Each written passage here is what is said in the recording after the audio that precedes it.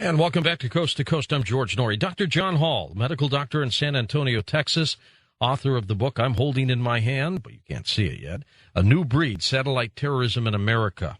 He is an active member of the Mind Science Foundation, dedicated to the study of human consciousness. He sits on the medical committee of the human rights organization Freedom from Covert Harassment and Surveillance. You are going to love this program tonight. Here's Dr. John Hall. John, how are you? Hi, really good, George. Just like to tell you I'm a big fan of the show, and I'm really honored to be on, and I'm glad you're helping expose this problem. Oh, this is I can't put your book down, John. I've read it twice already, and it's scary, it's informative, and I've got to ask you just to start. How did this all start for you? I know you're a doctor, and I know some patients started coming to you. Was that what happened? Partially that, and partially it's a personal story. I was in a relationship with a woman that began getting stalked, started with stalking, and we had noticed people following her to and from my home, following me to and from her home. Then she began having conversations with people that weren't there, and being drugged with Rohypnol, a date rape drug, and raped by people that were breaking into her condominium. Started writing down the plate numbers of the stalkers, and they all traced back to a private investigative service owned by a former FBI guy and some of his relatives, some of which were former members of the Department of Defense. So did a little checking into what was going on with her. She had been, no evidence of mental illness in the past or anything like that. Started checking into what technologies could do this. I had heard a little bit about satellite surveillance in the past, and luckily have some friends in the intelligence business, and spoke to a friend on the FBI and in the CIA to verify some of the technology, and since it seemed to be following her everywhere. And indeed, they said, yeah, we do have technology now on satellite that can use X-ray imaging to see you indoors, and there are directed energy weapons on it to attack you with, and as well as some audio harassment tools.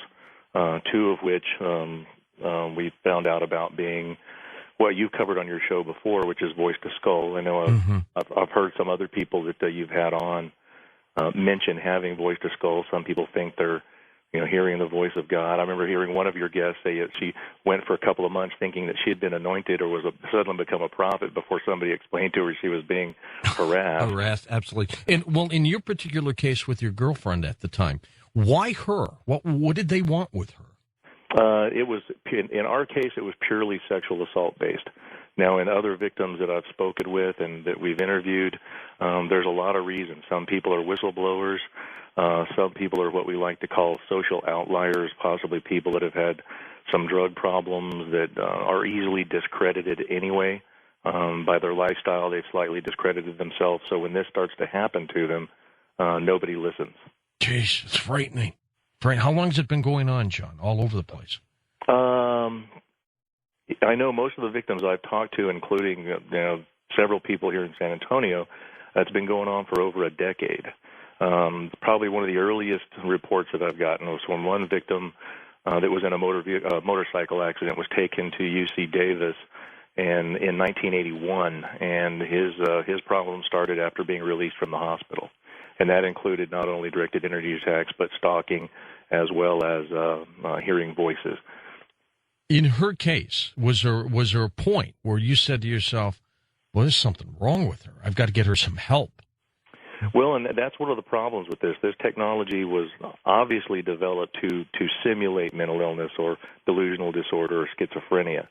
That's one of the things that we're myself and several other doctors, PhDs that are looking into this, are trying to develop some criteria for distinguishing between true mental illness and someone who's being victimized. And that's been very hard to do because, as you know, mental illness does exist. It is real. That's right. And schizophrenics and certain people with certain delusions, auditory delusions, will hear voices.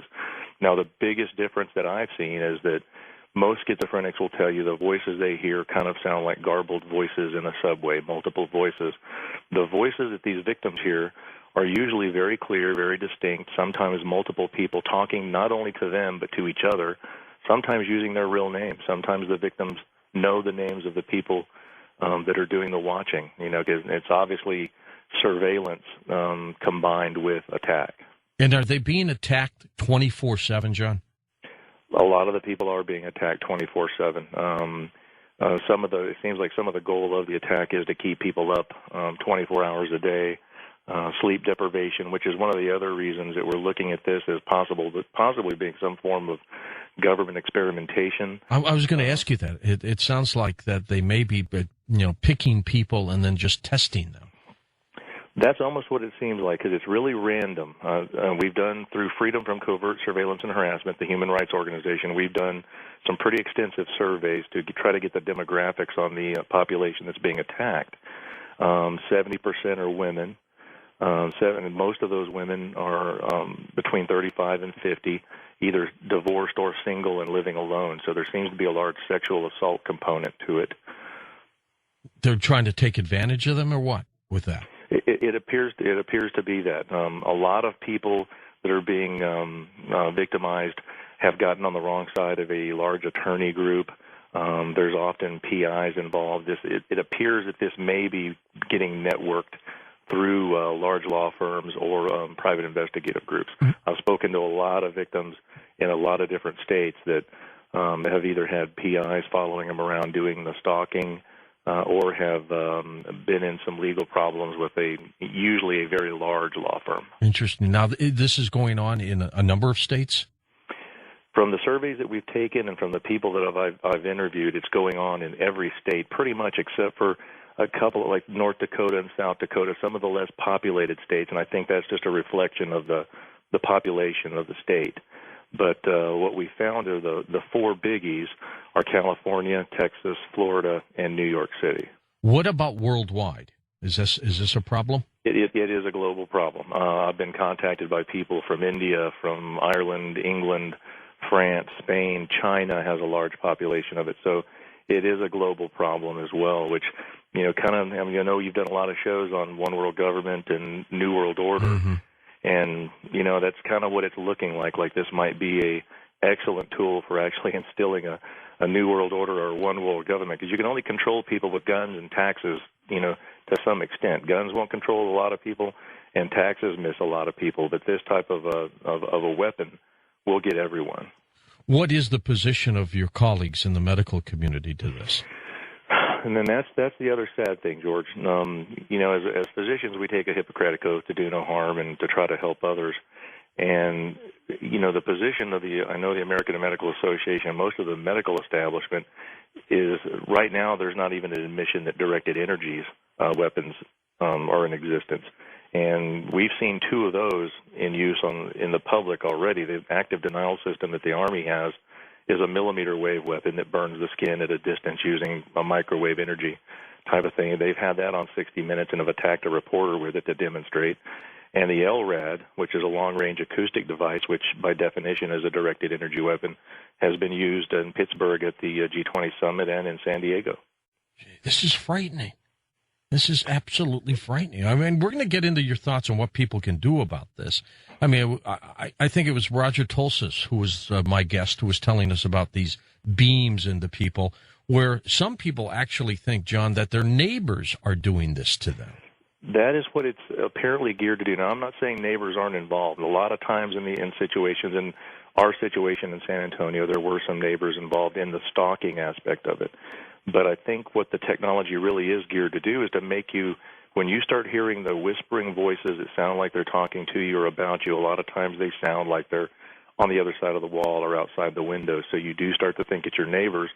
And I think it's really geared for you to do something stupid to your neighbors to seal your fate as far as a psychiatric diagnosis. God, that would drive me crazy. I mean, I know when one thinks, in our moment of solace, okay, we sit back. Whoever we are, we can hear that voice of us in our heads, George, let's do this today. Let's go here, turn right. We hear a voice in our head whenever we think. Man, if it's actually somebody beaming this into our brains, I mean, that's got to drive people insane, John. Well, and that seems to be what it's doing.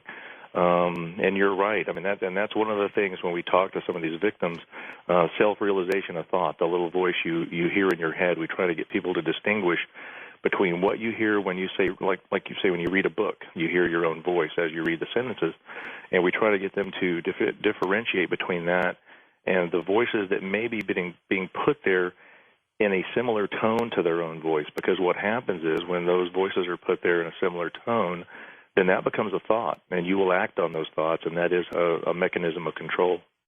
For them, whoever they may be, to do this, they've also have to have some knowledge, I think, of the brain, of psychiatry, don't you think?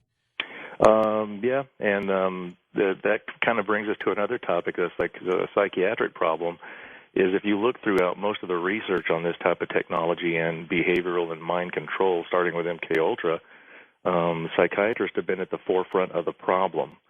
And there's plenty of literature out there. There's been information from Freedom of Information Act on microwave hearing, where we now do have technology to put voices in the head, and the psychiatric community seems to be ignoring that. If you go to a psychiatrist and you're hearing something that they don't hear, then you almost get a turnkey diagnosis of delusional disorder. They do not bother looking at any of the resources that you might bring in to show them. And we're hoping to change that through some of our activism through the organization. And then they, of course, slap you with drugs as well. John, stay with us. We're going to come right back in a moment. Our guest tonight, Dr. John Hall, his work, it's called A New Breed, Satellite Terrorism in America. We'll get into some of this technology that may be used against us when we come right back. Well, for pennies a day, you can sign up for Streamlink by going to coasttocoastam.com. Podcasts, past archived programs, special downloads, and just some darn fun. Streamlink, part of Coast to Coast AM. And welcome back to Coast with our guest tonight, Dr. John Hall, as we talk about A New Breed, his work, Satellite Terrorism in America. John, we were talking about the role of psychology in all of this, and let's pick it up from there. So what are the colleagues saying about this? Well, as I was saying, the most physicians don't recognize this as a victimization. Psychiatrists especially, is eventually if you start telling people you're hearing voices of people surveilling you and that you're being attacked with weapons that you can't see, you can surmise that the next step that they're going to have for you is in front of a psychiatrist. The psychiatric community doesn't even bother looking at any of the research that's been coming out in mind science especially. They basically give you a turnkey diagnosis of delusional disorder. The reason for delusional disorder is most of these victims that we're finding, the people that are being exposed to this are in between 35 and older. Schizophrenia in males and females usually starts at a fairly early age, so that really puts them out of the age range of getting a schizophrenic diagnosis. However, delusional disorder usually starts in the 40s, and most of these victims are in their 40s or older, so they wind up getting a diagnosis of delusional disorder. By definition, that's believing that non-bizarre events are happening to you, usually without hallucinations and without memory loss by definition. Now, the weird thing is, if you look at the CDC and the National Institutes of Mental Health, delusional disorder in our country has about a 0.03% rate of the population. Now, we've got over 1,000 members in Freedom from Covert Surveillance and Harassment. There's a handful of other organizations that have an equal number of membership. If this is delusional disorder, then they've all come together in organizations voicing the same delusion. And to me, that just statistically tells me that there's something else going on besides mental illness. If some people try to shield themselves from this, will it work? Yeah, I think we've all seen the tinfoil hat people. Yeah, you think there's something wrong with them, but they may be the smart ones. Yeah, well, it's a good attempt, but and that's the bad thing about this technology, George. There's no escaping it. Nothing shields it. The directed energy weapons, and when I say directed energy, we're talking about, as it was explained to me by a CIA agent, we're talking about particle beam, ultrasound, microwave, and laser. There are some things you can do to shield from that, Mylar, copper screening, there's various things you can do, and a lot of that's online. However, the audio harassment, from what I've seen, there's two forms of it. There's voice to skull, which is the microwave hearing effect or the fray effect, which is communications being directly into the head via microwave. and that doesn't work through bone or air conduction in the normal auditory system. It works by thermoelastic, thermovestibular expansion. The microwave heats up the workings of the inner ear, you might say, and causes a waveform to go through that you perceive as sound. Now, the other way that people hear the audio harassment is not in the head, but in things that vibrate around them, and that's elf wave audio harassment, where basically they blanket your home with extremely low-frequency wave. Anything that vibrates, running water, ceiling fans, aquariums, anything with the slightest bit of vibration will finish amplifying that sound in a frequency that's usually specific for the targeted individual to hear. And those people will tell you that, well, it seems like they follow me all around my house, and I hear them in every room I go to. Well, that's because the whole house is blanketed with it. Every room you go to, there's going to be something there that will carry sound. Amazing. How many people are we talking about here? How many victims? I know this is an estimate, for sure. Well, I've easily probably not talked to personally, but either had emails or heard stories of several thousand in the United States and thousands more globally. So it's a fairly large problem, and that's why I was saying that for each one of these victims to see a psychiatrist in their hometown and be diagnosed as delusional disorder, when the whole syndrome only has a 0.03% in the population, is just not feasible. What would be the chances of every person in that 0.03% of the population that's delusional coming to an organization asking for help with a problem? The statistics don't work it out that way. So it's easier. Prescribe some drugs and that's it. Yeah, and that's the other problem is, a lot of these victims have wound up in the hands of a psychiatrist. They have been put on psychoactive medication, and they're still being attacked, and they're still hearing the voices. I had one victim who actually didn't talk to him personally, but I read his testimony. He was in training to be a physician, and this started happening to him in residency. It kept him from getting his medical license, and he went as far as having in-house treatment, psychiatric treatment. And his big complaint was, he said, they focused on the fact that I was hearing voices, of which he described, hearing what sounded like my neighbors at the window or somebody in the distance, but the conversation was directed at me. And his big complaint was they focused on the hearing of the voices. Not one of the doctors ever asked him, what are the voices saying? And I think that may end up being one of the discriminators that we can use to tell the difference between harassment and mental illness, is when the people that are being harassed, the voices are directed completely to you. They're talking about where you're at in your location of a room. They're using their names back and forth with each other in conversation when they're not watching you. It's a little bit different, a subtle difference from what you hear about in schizophrenics. Tell me a little bit about the subtitle of your book, A New Breed. You say satellite terrorism in America. What do we mean here? Well, in talking to the FBI and the CIA people that I know, and some Army and Air Force intelligence people, I basically presented this as a lot of it being satellite-based. Now, I know there are other theories. Some people are claiming that this is all being done by the stalkers themselves with handheld directed energy weapons. I don't buy into that a whole lot, because if you look at the active denial system that shoots microwave for the Army, that's based on it's on a Humvee platform. It's basically a satellite dish on a Humvee. They are working on some handheld equipment that does the same thing, but it's bulky. A lot of the people in Texas, especially, we live in big areas in Texas, and a lot of the victims I've spoken with are on 5, 10, 100 acres. They don't have neighbors directly around them. There's nobody out their window or shooting anything at them through the wall. So that's one of the reasons that I basically went with what I was told by intelligence people, that, yes, we do currently have the technology to do this to you via satellite. One of the other theories is HAARP. And I know you've had Nick Begich, who wrote a great book on HAARP. And that's another theory, and that's another probably plausible theory. And I would say it may even end up being a combination of both.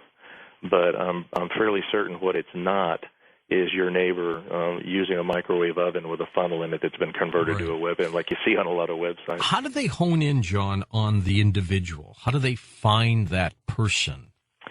Well, That's another area that we're doing some research on. Most people that experience this assume that they have a chip in them.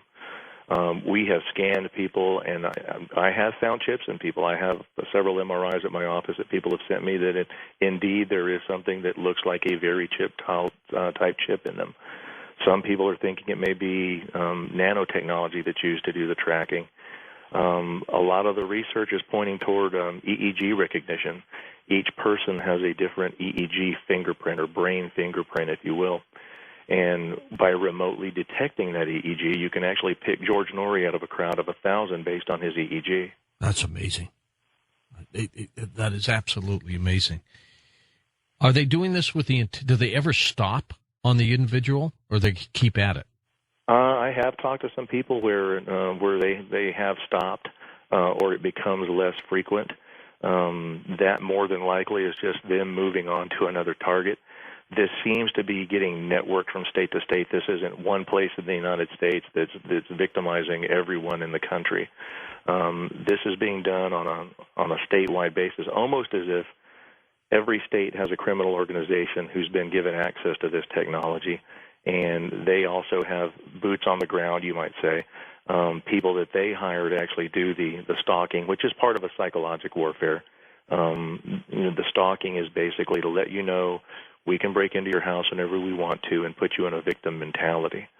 So it's that's the way it seems to be getting done. Tell me about the Freedom from Covert Harassment Surveillance Group. That's a human rights organization, and I strongly suggest anybody that's experienced anything like this, if you feel like you're being attacked with directed energy, some of the symptoms are severe headache that you can tell is coming from the outside, burning, twitching, involuntary muscle movement, burning of the eyes, clicking of the jaw joints or the TMJ joints, along with stalking and hearing audio harassment. This is an organization that they really need to get in touch with.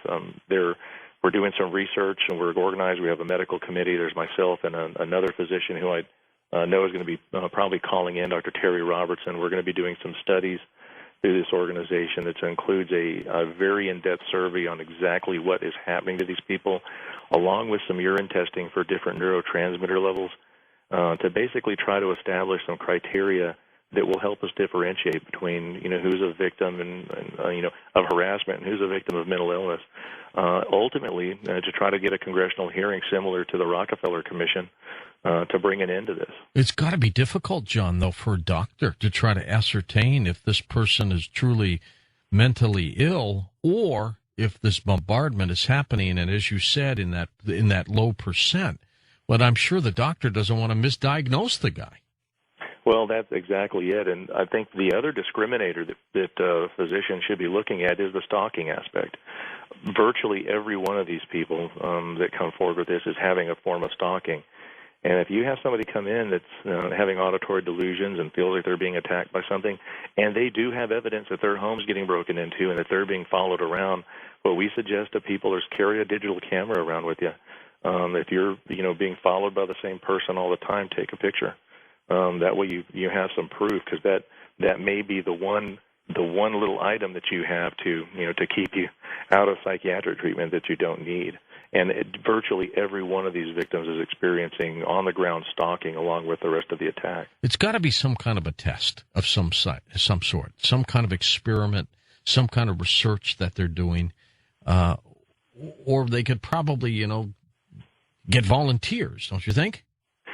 Yeah, well, that's the problem with doing this with volunteers. Like you said, if it's research into seeing, how far you can take someone before you break them psychiatrically, you're not going to be able to do that on volunteers.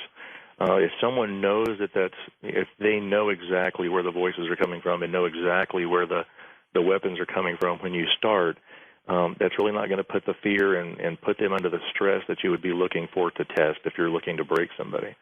The other thing that leads us back to possibly experimentation, and probably experimentation, is if you look back through time at all of our torture techniques depend on deprivation, sleep deprivation, social deprivation. It almost seems like this is geared to make the person appear delusional, get them discredited, get them to lose their job, well, then they're sitting at home by themselves and strictly a guinea pig at that point. You're not having to track them. You're not having to stalk them, follow them around. You basically, have a rat in a jar, for your attacks. Here's the big question, though, John. Is this being done through government, or is this being done through the shadow government? I think it's probably the shadow government, or what they call agency sterile operations, because we did identify who is accessing this technology in San Antonio, and these people all worked for the government in one form or fashion in the past, at least the leaders of it. Now, the people doing the stalking are often just criminals, kind of low-end societal people that they find that are more than willing to do their break-ins for a price. But it almost seems like it's the technology is being handed out to certain individuals, perpetrators, to use carte blanche on whoever they want to use, while the appropriate agencies that should be using this are sitting back and taking notes. And as it was explained to me by one of the CIA agents I talked to when he explained some of the technology, he said that we can do this, but it's a weapon of war for use abroad, is the way it was explained to me. A weapon of war. I wonder how they would use that. Oh, you can only imagine. Actually, if you look at in 1996 in the Army's addendum to the bioeffects of non-lethal weapons, which was released in Freedom of Information, they talk about microwave hearing. And one of the things they talk about is, and I quote, it says, imagine the effect on an enemy combatant when they begin to hear voices in their head that are not their own. And then they go on to tell how it's not recordable. You can put a probe in the ear, you can put probes on the scalp, you cannot record the sound that's being put into these people's heads. And they go on in that report to talk about its value in a hostage crisis, the ability of someone to communicate with the hostage taker without the hostages hearing, or with the hostages without the hostage taker hearing. Newsweek article during the Branch Davidian crisis that we had here in Texas, in Waco, I'm sure you remember. Yes. Newsweek did an article where the FBI had actually brought in I forget his name, a Russian scientist who worked on some of this technology. One of the things they wanted to try was to put voices in David Koresh's head using Charlton Heston as the voice of God to try to get him to think he was truly hearing God and give up. And that's funny, but this stuff really is going on, Now, let's talk about the type of technology that they have, that you think they have, that they're using. You mentioned satellites already. What else do you think they have? Well, from what the people that I talked to, the weapons seem to be coming from satellites. Now, we mentioned HARP. HARP is an ELF wave generator. That's one of the things it does is bounce ELF waves off the ionosphere. I know Nick Begich has talked about using it for mind control. I don't really see how HARP can isolate individuals and attack individuals the way this is going on. That's one of the things we're doing a little more research into. Now, I wouldn't call it weaponry, but the other things that we've actually seen in a lot of the victims is the low technology. If this is done in an incident where it's mostly sexual assault of a woman, not only do you get the satellite imaging, the X-ray imaging, which allows for anatomically correct attacks, because they're seeing an X-ray image, so they know that they're attacking your face, or they're attacking your genitals, or they're attacking, your eyes. But they're seeing an X-ray image. So if they're actually trying to video any type of sexual assault, they're going to need to break in and put, regular cameras in. And that's also what we're seeing. There was several victims here in San Antonio that had people sitting outside their homes in addition to the advanced technologic attacks. And the people sitting outside their homes all night long were actually there, obviously, with receivers, because some of these people actually found cameras hidden in their hollow doors. One particular girl found an RF camera that had been intricately wired into a hollow door in her bedroom closet, glued in, and then the pieces of wood on the veneer of the door were carefully glued back around where the lens was in the center of the knothole. Sounds like a sick game, John, doesn't it? Oh, it is, and there's, like I said, there's no way to escape a lot of it. Texas, we have our Greg Abbott, our Attorney General, has a huge website on stalking and how we're cracking down on stalking. If you've been followed by the same person twice, get a hold of your local law enforcement if you're in fear for your life or your safety, that we're going to crack down on stalking. Well, that doesn't translate to local law enforcement. No. When you go and you tell them, I've got these guys following me around, they're standing by my door when I get home, they're standing at my car when I go to work, they may take you serious the first time if those people aren't around to be arrested or be talked to, which they won't be, because when the police are around, they're not going to be around. After your second or third complaint, they just stop coming. They stop listening to you and just write you off as a head case. Or the Russian, by the way, was Dr. Igor Smirnov of the Moscow Medical Academy. And there was a Virginia-based company that they were going to try to work through to do that. We'll be back in a moment with Dr. John Hall, A New Breed, Satellite Terrorism in America, right here on Coast to Coast AM. And you'll find out now in our discussion with Dr. John Hall that if this technology gets into the hands of the wrong people, then we really have a mess. So we'll talk with him more about that when we come back on Coast to Coast AM. John, has anybody admitted to this, to your knowledge? Public officials, anybody? No. You mean as far as admitted to being on the perpetrator side of it? Yes. No, not at all. How do we get answers from these people? Well, that's why part of the goal of this organization is to try to amass as much evidence as we can to try to push for a congressional hearing. At least that way force the CIA and the NSA to release whatever documentation they have that this does exist. Now, some of that, and I know they know because I've talked to plenty of victims that are very educated people that have sent very good letters to their senators and to their congressmen. So they know. I mean, they've been made aware, by multiple victims. But they don't seem to be actually doing anything about it. And some of that is if they don't know much about it, they may not want to step out on a limb and commit political suicide by trying to endorse something that sounds like craziness.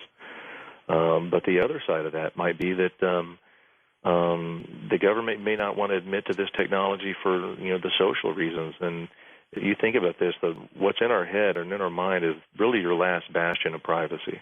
And for the government to come out and admit that we now can decode your EEG and hear your thoughts, the social ramifications of that. I mean, the religious changes, people realizing that when they're in church and they're sitting in prayer that, it's maybe not God that's hearing, but it's the government that's hearing.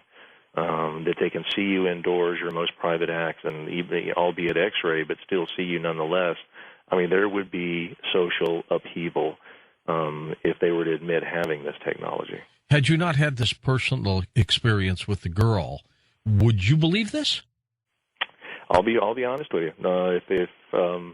If I hadn't already known a little bit about the technology just from having friends that are in the intelligence business, and I would have been the first to tell you if somebody would have came to me saying, what, I'm getting burned all over, and I'm hearing people talk to me in my head and watch me. I probably would have been one of those doctors that would have referred them to a psychiatrist. Yeah, absolutely. Now, how has this affected you in your pain management practice? Well, actually, when I was stepping out on a limb trying to help my girlfriend at the time, did get me in a little trouble with the board because obviously it sounds crazy to them too. So I wound up in front of the board, and luckily had police reports. It had plate numbers identifying the stalkers. My God! And had enough evidence and normal psychologic testing that I got kind of a slap on the wrist, and I'm sure they would rather me not be writing about it or talking about it. But if our healthcare professionals can't be at the forefront of this, then who can? I mean, it really should be our job, and it should be the job of the psychiatric community. And I think that's really kind of where they're letting us down when history has already shown us that. The psychiatric community has been at the forefront of some of the worst human rights abuses, that this country's ever seen. And I'm sure you probably told them, hey, not every case is this stalking and harassment and mind control type operation. Some people truly are mentally ill. Yeah, and like I said, and that's why we're really trying to get together a group of people to set some criteria for that. And as I was listening to your show was it night before last? You had Fred Bell. Yes. On, Couple and nights ago. he's done a lot of research on this. And what we're kind of thinking about doing is having a summit of some of us that are PhDs and MDs and, people that have been doing research into this, try to get, maybe Bell and Tolsis and myself and Robertson and Robert Duncan out of Idaho and Nick Begich, and try to get us all in one room to establish some criteria of how you determine who's a victim and who's mentally ill, and what avenues we should be pursuing to try to get some government attention to getting disclosure. Because right now we're all doing different research, we're all writing, we're all publishing, but we're not coming together for a common good. And that's one of the things I'd like to try to do is get a summit of those of us that are making these publications and doing some of this research and voicing these complaints to try to group our effort together. What signs do you see of similarities between victims? The first thing that you'll hear when you talk to a victim is they'll always tell you, well, my case is a little different. My case is a little different because of this. And that is true. The circumstances are often different. However, the modus operandi of attack, what they're experiencing and what they're hearing is exactly the same just about in every case. And what that tells me is that it's being done by a template. When you have a housewife in San Francisco, California, who's hearing audible. I even hesitate to call it hearing voices because that implies mental illness, but having audio harassment, we'll say, and having what they call street theater, or people making sure to let you know that you're being stalked. I mean, they're not watching from 100 yards away with binoculars. They're standing by your door, standing by the door of a restaurant, sitting on the hood of your car when you come out, and you're being attacked with directed energy. That's going on. The exact same things with almost every victim in every state. And to me, that says that whoever has passed on access to this technology has got a handbook with it. I mean, there's no experimentation factor. There's no ad-libbing. The perpetrators aren't trying this and trying that and seeing what works. They're doing the same things to every victim in every state. John, are these victims being totally picked out at random, or is there something that they've done that government is aware of and they want to follow them, track them, whatever? George, we have done surveys to try to narrow down something that stands out between one of the reasons we do these surveys, and the surveys we do through Freedom from Covert Surveillance are very detailed, and we're working on an extremely detailed one right now. Terry Robertson, I think, has a 350 question survey that's about to come out along with our testing to find anything that's a common thread between these victims. And there's not. I mean, it ranges from the affluent to the very low socioeconomic level. How about age?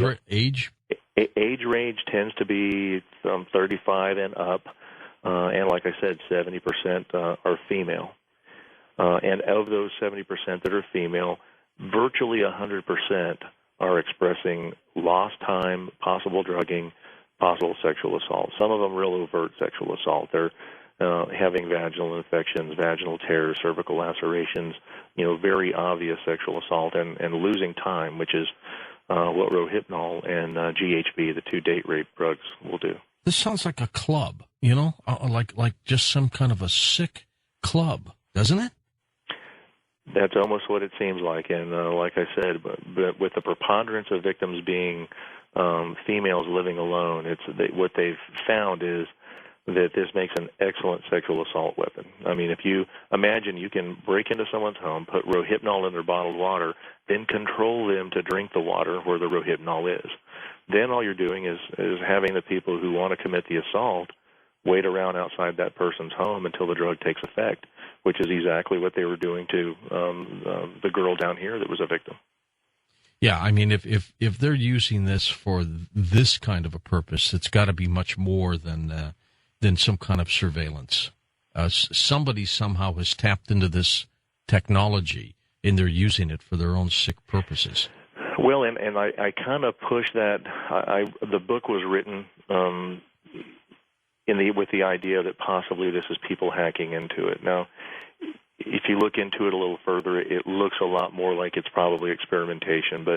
And the reason the book was written with that wording was I thought, we're going to need the government's help eventually down the line to have some type of a congressional hearing or public hearing to get disclosure on the technology. So I really didn't want to come out in this book and just outright accuse it of it being government. No, and you probably can at this point. Yeah, and a lot of the victims they're convinced it's the FBI. You know, I hear that every day. People say, I know it's the FBI, I know it's the FBI. And most of the time these are people that there would be absolutely no reason that the FBI would be interested in them. So, you know, that also tells you that it's common criminals or possibly former FBI people that are working as PIs like we identified here, but not any true surveillance that's for a legal reason. Yeah, I was watching a movie a couple of years ago, John, and all these wealthy guys who were again, a movie, not a documentary. And, I mean, they were just worth megabucks, bored out of their minds. And they went to some place in the Middle East or somewhere, and, you know, they spent the night there, and they were, like, all bidding on these people and doing these whacked out, sick things. And I came away from that movie saying, this is a group of people who have so much wealth, they don't know what to do with it. So they engage themselves in this debauchery and these other things. And I'm wondering if this is something similar, where somehow, you know, maybe they've not stolen the technology. Maybe they've paid somebody off to use it. Who knows? Is that possible? Well, that's the other thing we've looked at. I know there was back in '06, and I have searched and I haven't been able to find the news article, but I remember in Chicago there were two CIA agents that were arrested for trying to exchange access to a biosensing satellite system, which is, you know, essentially what this is, for large quantities of drugs. It made a very small headline. I was listening to the radio, probably listening to your show late one night when the news came on, and this was just a blurb, and I never heard anything about it again. And I have searched for that because that would be, you know, some really good evidence to have, and I haven't been able to find it because it was probably '06 or '07 when I heard that. Are you concerned that they're going to turn the old equipment onto you? They haven't done that, but I tell you what, after I exposed their identities and went to the San Antonio Police Department, who was about as helpful as they could be. Luckily, we have a very good police department here. They at least took me seriously. A lot of them are my patients. Turned in the recording I had of them breaking in and turned in the plate numbers. The problem was not enough recall on her part. And the other thing that you get told when it's a PI group is the police will tell you, well, they're PIs. That's what they do. They stalk people. You know, so it basically came down to it's not what you know, it's what you can prove, and we didn't have enough to prove anything in court, so I wrote a book. But what did happen to me was I had the bolts taken out of the hood latch to my truck. My hood flew up on me going down the highway. Had bleach poured into my water softener at home, had multiple break-ins, vandalizing my home, vandalizing my vehicles, and had shots fired through my bedroom window. They wanted to take you out or scare you, John? Scare me out of town, probably, or out of state. You know, but this is a national and global thing, and once you see the numbers of people that are voicing these complaints, you know, you really can't dismiss it. I mean, you're compelled to try to do something about it, and I know I hear from people every day on my website at satweapons.com, people asking for help and ways to shield from it, and that's why we need disclosure from the government, because there are very few things you can do to escape this. Especially the ELF wave technology, the technology that puts voices around you. Extremely low-frequency waves aren't blocked by anything. You can be in a lead-shielded room or an anechoic chamber. They still get through. That's why they use them for submarine communication. Nothing shields ELF waves. And if it's done at random, no wonder so many people just don't know if they're going nuts or if something like this is happening to them. Yeah, and the other bad thing about it, too, is they oftentimes will target one person but just control their support system, their family members. So they work on learning how to control the family members before they target the person that they're planning on really victimizing. That way, when the victim turns to their social support system, you know, usually their immediate family, and say, I've never been crazy before. I've never voiced these complaints before, but now all of a sudden there's people breaking into my house. I'm hearing voices, and I'm being attacked with something I can't see. And they turn to the people that ought to be the people at least listening and trying to believe. Those are the people that end up having them committed. It's usually their family members. That's true. Tell me a little bit about the census and how this plays a role in some of your work. Well, if you look at this from a one world government point of view, or the government wanting to control us, if this is indeed mostly satellite-based, which I believe it is, for the first time in history, 2010, they're using GPS to do the census. One of the things they're doing is, and you can get on the 2010 census.gov to see this, for the first time in history, they're going to go house to house and actually GPS. Their goal is to GPS every structure that houses humans in the country. Along with a questionnaire, some people get a short form, some people get a long form questionnaire.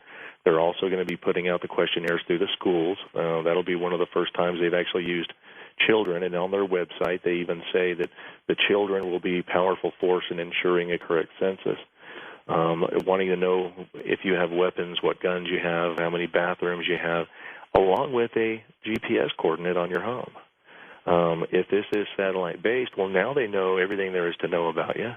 They also have GPS coordinates for quick and easy access if they decide that maybe you're out of line, or maybe you're using too much energy, maybe you're using too much water. In Texas right now, that's a very big thing, the water. Obama appointed a water czar. Yeah. They want to put water under federal control. I'm sure soon they'll have a food czar to tell us how much we're eating and everything else. And George, you control the water and you control the medicine. You control the world. Yes, you do. Yes, you do. There's no doubt about that. And in Texas, a lot of us here, we live out in the country. We're on wells. And a lot of these water rights have been in people's families for 100, 150 years. And when you're talking about the government coming in and controlling your ability to access water, I mean, that's going to be a problem in Texas. That's going to be a problem. They're going to have a problem enforcing that in Texas. I got an email during the break from someone who said, I've been vindicated. Finally, there's somebody who understands what has been going on with me. I've been trying to tell people. I'm hearing these voices. Strange things are happening to me. He said he's a professional person, and he said no one will listen to him. And he's listening to the show right now, John, and for the first time, he said, in years, he feels like he can understand what's happening. And that's kind of what our goal is. And and the sad part of some of the advice I give people, that if you're pretty sure that this is victimization and there's no mental illness history in your family, and you find yourself in front of a psychiatrist, you really got to do some soul searching. Do you want to tell them the truth? Because when you do, you're going to be diagnosed, and once you're diagnosed, they can break into your home all you want. You can call the police. They're not going to come. What do we do so we're not paranoid about this? There's a fine line here between this is happening, this is not. And, what do we do so we don't create paranoid people all over the place? Well, it's still happening to percentage-wise. It's still a small number of people, which is one of the reasons the government hasn't listened. Several thousand people sounds like a lot, but as a percentage of the total population, it's not. Now, numbers are growing. There's new people popping up every day. I mean, you do a lot of shows on haunting. A lot of people that think they're experiencing hauntings might actually be getting harassed, because one of the things they like to do with this technology as well is electrical disturbance. Garage doors open and close on their own. Lights turn off and on their own. Keys disappear on their own, right? Yeah. I had actually used to listen to your show every night on a shortwave radio that also picks up AM. I have to use it with a plugged-in plug. If I use it on battery power, they turn it off and on. Now, I don't know if you saw in the news a couple of weeks ago, there was several neighborhoods in San Antonio, Texas, who were having severe electrical disturbances. Some people's wirings were burning out, garage doors opening and closing, cell phones not working, and the NSA came forward. There's 3 NSA bases in San Antonio now. One of the bases came forward and said that and this had been going on for a while before they finally admitted it, that they were using some new ground-based radio frequency communication system. And it cooked their wires, huh? Cooked their wires and was messing with anything that was remote control related. They're trying to convince these people to put a particular type of filter on their home wiring. They're going to shut down their system on March 1st, they said, to allow people to retrofit this filter. That's amazing. Stay with us. Dr. John Hall's website, satweapons.com. I'm George Norrie, back in a moment on Coast to Coast AM. We're going to take your phone calls next hour with Dr. John Hall. Perhaps you want to relay some of your own personal stories as well. Maybe you are under bombardment. Hey, tomorrow for Streamlink members, we'll have our chat at 8 p.m. Pacific time, 11 p.m. Eastern time. So just get on board and get in. That room fills up awfully fast. Seats are limited. So get on board, and we'll do our chat for 1 hour starting at 8 p.m. Pacific time on Tuesday night. And welcome back to Coast with Dr. John Hall. We'll take your calls next hour. Lots of people calling already with their own stories. So let's review a little bit, John, if we can, on what you think is happening and what people can do to fight it. Basically, I think it's satellite-based, probably experimentation. The sheer fact that most victims are complaining of this for a decade or more all points to experimentation. I mean, looking at this from a medical point of view, to do something like this, you could ruin somebody's life in a year or less. When you do this to somebody for 10 years, at least from a medical point of view, that's either a cancer study or a behavioral study. Behavioral meaning 10 years of victimizing them to see how long it takes to crack somebody and destroy someone completely. Or if this is going to be used as a New World Order weapon, you're going to want to know how long you can expose someone to this before they start turning up with weird cancers. And that's the other thing that we're really looking at seriously. Is this just a grandiose cancer study? That's because if this is going to be used in that type of a scenario, you don't want to expose the entire population to something, and then they all turn up with one weird type of cancer in 2 years. You want to make sure that it's not going to cause some funky cancer, over a decade of use. Tell me a little bit about the kind of technology that they're using in terms of the proof that the NSA or the CIA or the Department of Defense or the FBI, anybody might be using this. Where's the proof on this? Well, the only proof really is in the what we talked about earlier, the addendum to the bioeffects of non-lethal weapons. That clearly states that, and that was in '96, that they could put voices in the head. Now you fast forward to current time at the University of Irvine, the Army is currently working on synthetic telepathy between warfighters. So in '96, you have basically a side-handed admission of being able to target one individual, put voices in the head and probably receive voices from their head at that time. Well, now they're trying to figure out how to make it such that warfighters in the field, soldiers, can communicate thought to thought with each other. Now that means one person's thought being decoded, transmitted to the other person, and vice versa. So now they're talking about actually making it interactive between people. If you look back even further into the 70s, Pineo done research in '72 with EEG. He showed people cards, showed a monkey, a car, a truck, a bicycle, and he recorded EEG tracings and started to create an EEG dictionary. Your EEG would show different tracings for different words.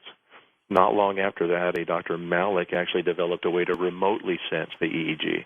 We're seeing that now in the Winter Olympics. I don't know if you've seen, there's a company, Interaxon, that has people that are going to put sensors on people's head. They're going to have them sitting in relaxed chairs and show them different scenes of the Olympics.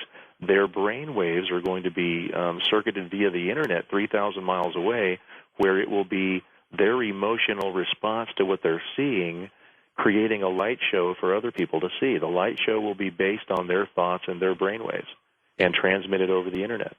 One would say, would governments do this? Would our government do this? We know that they've tested soldiers before in the past. They've tested people.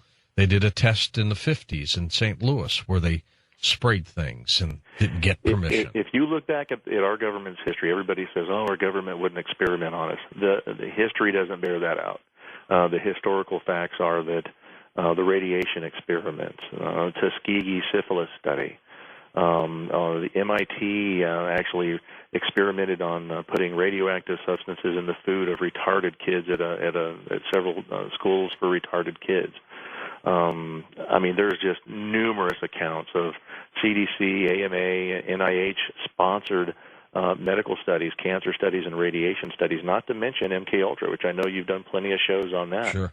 There were several different sub-projects of that. All of them were horrendous, and all of them were done in major universities. The research was put out in a lot of major journals. The studies didn't come out and say studying how to control somebody. They were usually had titles to the studies that were more benign, so you wouldn't figure that out. But all of those studies were done by major universities, and a lot of the psychiatrists and the researchers that headed up some of the most horrendous human rights abuses went on to be appointed chairs of major organizations and died and had eulogies as glowing pioneers in their field. So, I mean, if the history of covert experimentation on our public is there. So there's nothing to lead me or anyone else to believe that they wouldn't still be continuing. And with MK Ultra, which a lot of people think this is a continuation of MK Ultra, because the whole goal of MK Ultra was mind control. The only thing that really stopped with MK Ultra was the release of information through freedom of information. It would be silly to think that the operations or the research stopped after spending so much money on it. What do you think the timetable has been for these victims to be bombarded, John?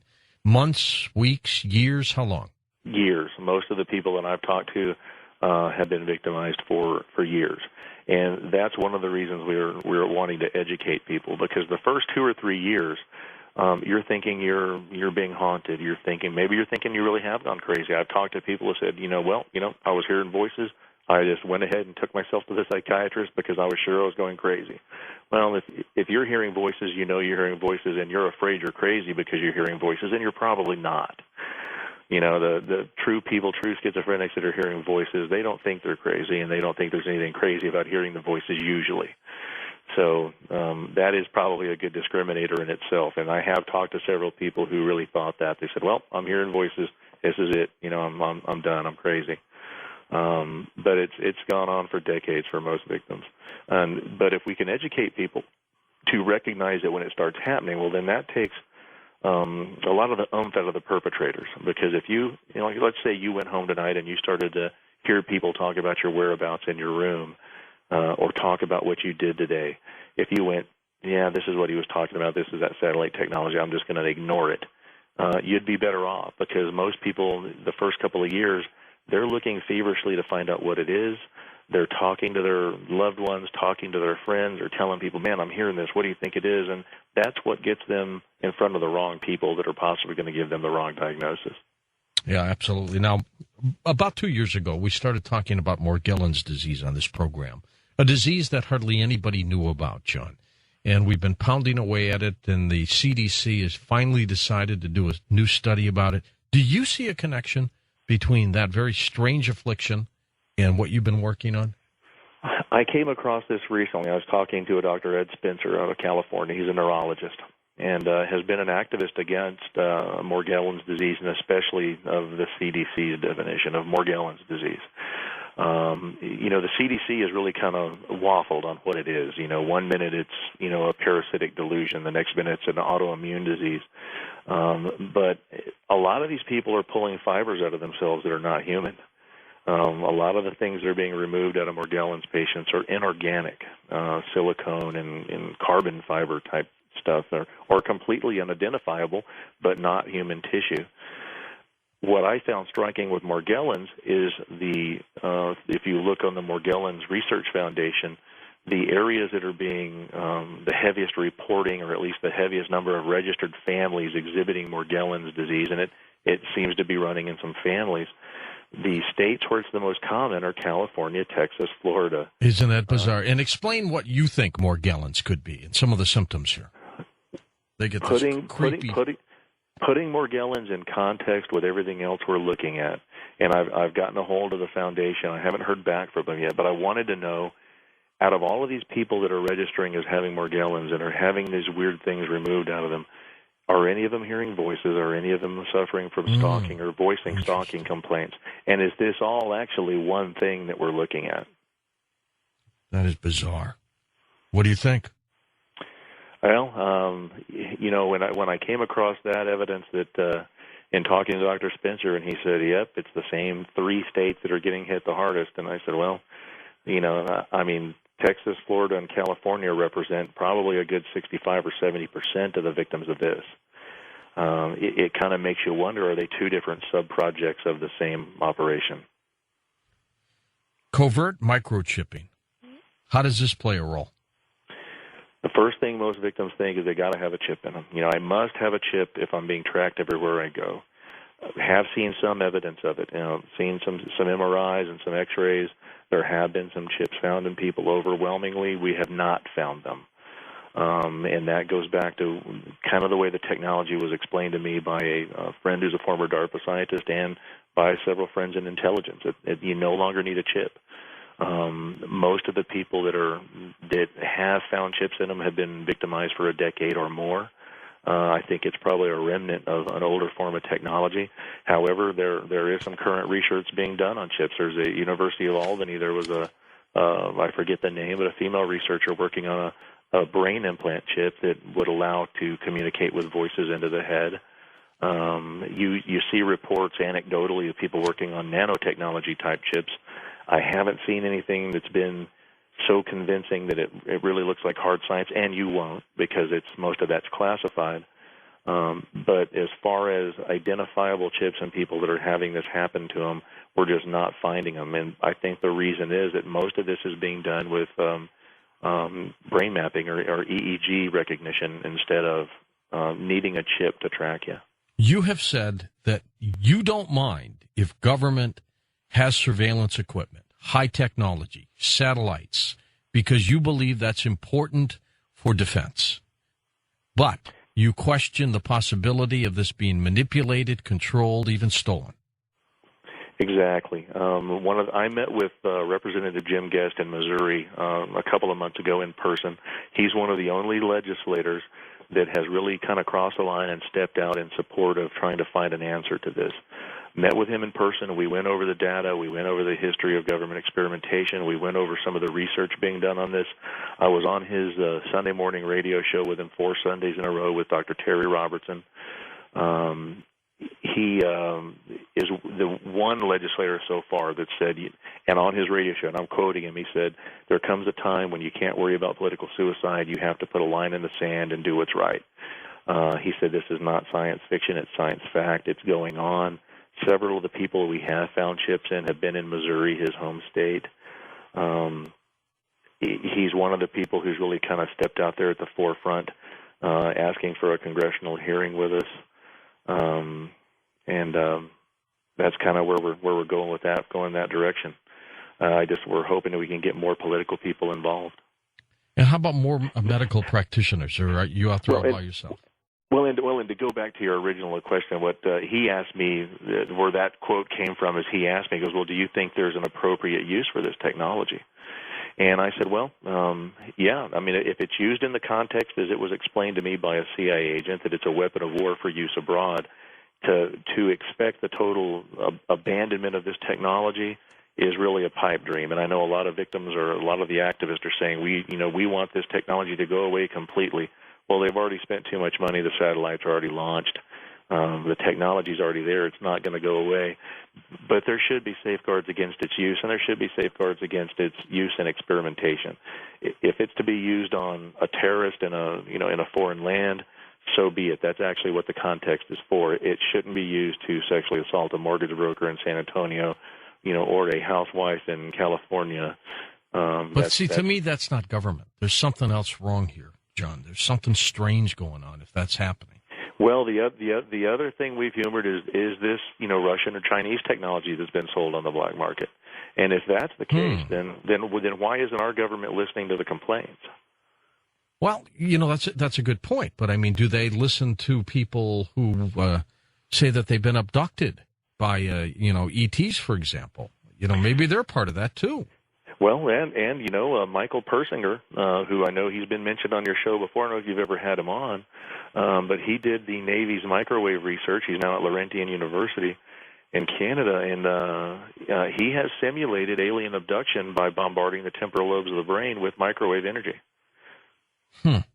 So when you see some of the people that are voicing abduction complaints, maybe they're actually being experimented on too. It's a big universe. It would be, there's got to be something out there, but he's displayed that in the lab, that he can bombard the temporal lobes of the brain with microwave at a certain frequency and make people believe they're being abducted. Are you making a name for yourself in this field, in that people will recommend you to help these other people, or do they just stumble into you?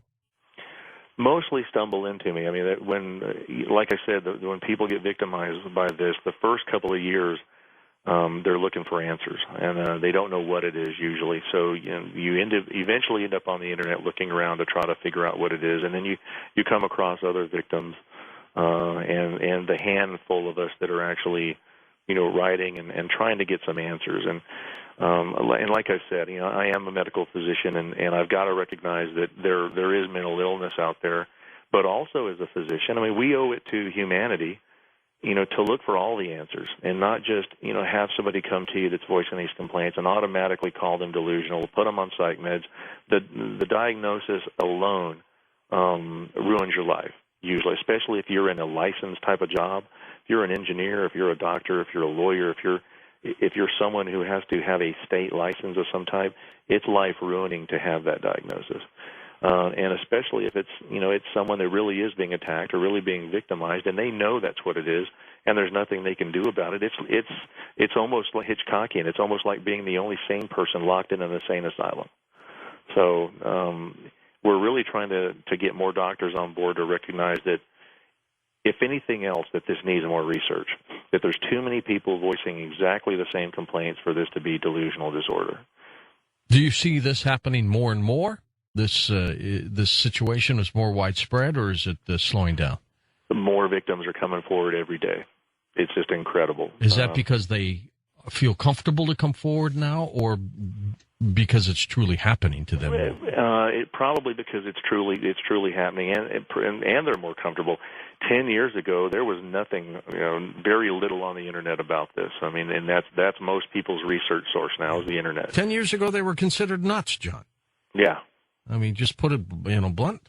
That's what people thought. The tinfoil hats. Yeah. Not anymore. What do people do if they want some more information on this?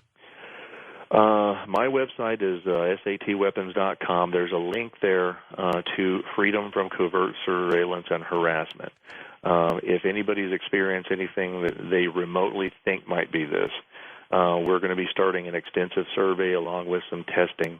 Would encourage people to get on that website, especially Freedom from Covert Surveillance and Harassment. There's a great list of, again, I'm calling this symptoms for the lack of a better word, but ongoings that might be going on, electrical disturbances, different types of physical manifestations that you might be seeing if you're being victimized by this.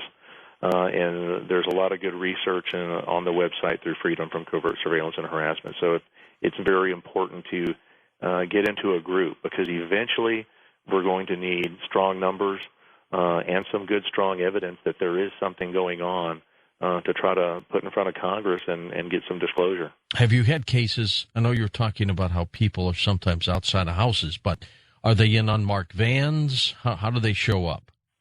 One particular individual, and I'll use his name because he's in the public domain, and I know him, James Walbert, had an article in Wired.com. He's one of the people in Missouri who actually found a chip in his right trapezius muscle. He's an inventor and had another group of people trying to steal his intellectual property. Now, his case is one case that is a little bit different. Almost every time he's victimized, he's being followed around by people with ham radio systems on him.